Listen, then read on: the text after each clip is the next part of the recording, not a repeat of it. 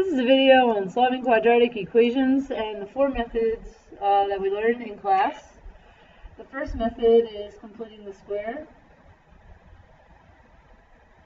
So if we do this method, we generally want the middle term to be even here. The first step would be to move the constant to the other side. And then we're going to add the same thing to both sides. We're going to add this number divided by 2, so 10 divided by 2, and then square it. So that's 25. Then basically the left side is factorable. This is now factorable to x minus 5 squared. And then I'll go ahead and square root both sides, which is just like the square root property. And 28 can be simplified to 2 root 7. And then on this side I have x minus 5, and then I add 5 to both sides. So that's completing the square. The next thing would be the square root property, which we kind of touched on in completing the square.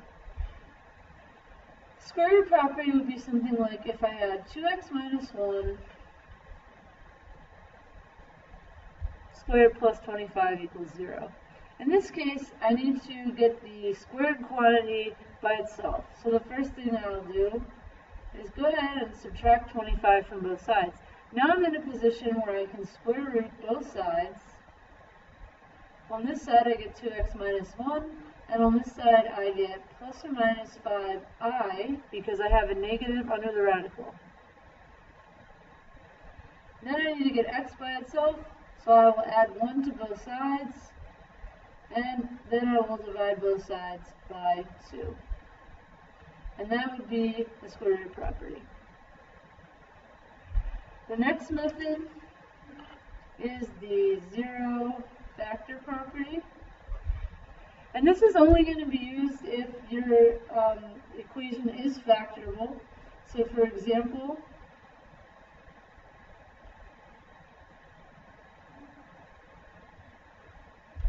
an equation like this, the first thing I would do is subtract 6 from both sides and see if it's factorable. In this case, it is. We have 2x squared minus 4x plus 3x minus 6. So this is 2x, x minus 2 plus 3, x minus 2. So this becomes 2x plus 3, x minus 2. And I set each factor equal to 0. So essentially the signs change in your factors. So I'm saying that this factor equals 0 and this factor equals 0. The other problem we would have is if this turned out to not be factorable. Say I change this problem to 2x squared plus x plus 6 equals 0. So now this is not factorable, which leads me to the quadratic formula. And the formula for this, if we know a, b, and c, is going to be negative b plus or minus the square root of b squared minus 4ac all over 2a. So in this case we would have negative 1 plus or minus the square root of b squared minus 4ac all over 2a. So this becomes negative 1 plus or minus, this is 8 times 6, so this is 48. 1 minus 48 is the square root of negative 47 over 4. So we pull the I out, and that will be our final answer for x. Not very pretty, but it's the answer. So this is the four methods in isolation. Now let's go ahead and just talk about which method would I choose. Let's say, for example, I had a question like 5x squared equals 10x. I'm not quite in a situation to square root both sides. So since I can't square root both sides, my first instinct would be to move everything to one side. So maybe get 0 on one side, and then see if I can factor it. Is this factorable? Yes, it is by the GCF. So if I factor out of 5x, I get x minus 2. So I can set each factor equal to 0, and I get x equals 0 or x equals 2.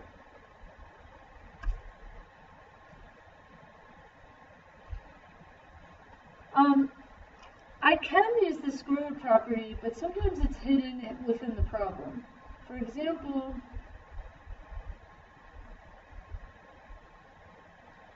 let's say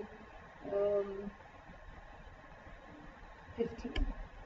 So this doesn't really look like the square root property, but I can get this by itself. I need to peel away at it. So the first thing I would probably do is add 3. So I would get negative 2 equals 18. I cannot distribute this because this is squared. So I would need to then divide everything by negative 2.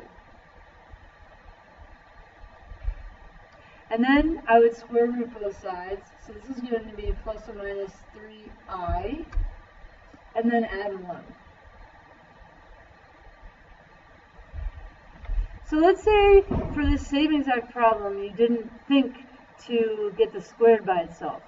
One other option you could do is you could FOIL, just for example, you would FOIL this to x squared minus 2x plus 1 minus 3 equals 15. This takes a lot longer. You're seeing that picking the best method is really going to help you become more efficient. So I have negative 2x squared plus 4x. I have negative 2 minus 3. That's negative 5. And then I'm going to subtract 15. So that becomes negative 20. There's a 2. I can take a 2 out of everything. I'm going to divide everything by, let's do negative 2. That way we get a to be 1. So let's do x squared minus 2x plus 10 equals 0. Now I have two options. I could do the quadratic formula, or I could complete the square. So at this point, you could do quadratic formula or complete the square. It's a good exercise to do these to confirm your answer up here, but this is much quicker. You don't necessarily want to do this. There's a lot of room for error on this. Okay, lastly, let's talk for a minute about parabolas, because we haven't necessarily touched on this yet. If I had, for example, x minus 3 squared, let's see, minus 1 equals y. The vertex of my parabola I can see from the graph, but I can also see from the equation. The vertex is 3, negative 1, okay? My y-intercept, maybe I can't see it from the graph, but I could get it by putting in 0 for x. 0 minus 3 squared minus 1, so that's 9 minus 1, which is 8. Which would mean that it would be up here somewhere. Y equals 8 would be my y-intercept.